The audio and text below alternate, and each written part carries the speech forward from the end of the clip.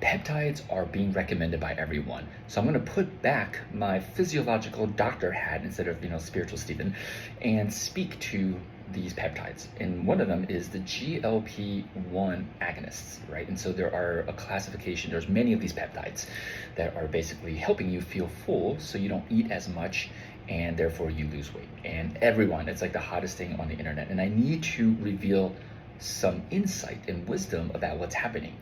You see, isn't it interesting that the pharmaceutical industry is profiting by selling you a drug, this peptide, that is designed to trick you into feeling full, while the food industry is adding in, right? If you look at any packaged foods and you see natural flavors, that's a free-for-all for any chemicals that they can add into your food.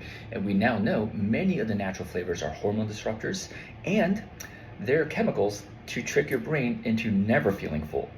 So you have to laugh at this game that the food industry is profiting by selling you food laced with chemicals so you don't feel full, so that you buy a drug to take so you feel full. And they're both profiting while you are experiencing the detriment of this game, because there's definitely side effects of these GLP-1 drugs, right? And so if you look into it, I want you to consider the source of your information. Anyone that's selling peptides probably is going to be biased to tell you that they're safe and then that they're healthy for you.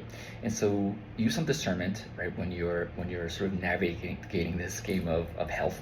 From my perspective, I would say the first step, instead of taking a drug, is to clean your food intake so that you're not buying and eating any food that's ever been through a machine, right? It's never been processed, which means they have not added these chemicals to trick you into feeling full.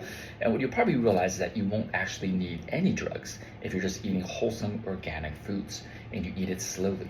And then you tune into the emotion of why you're eating, your relationship to the act of eating, and your relationship to food itself. When you start to reveal this relationship to eating and to food, two separate relationships, you start to realize why you might be overweight, right? And so that is the key. That is the wisdom that they don't want you to head down towards.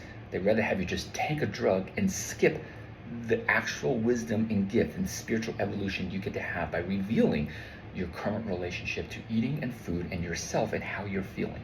So I encourage you, again, to, instead of relying on a pill, to rely on your divine wisdom and right to understand, know, and embody even more who and what you are.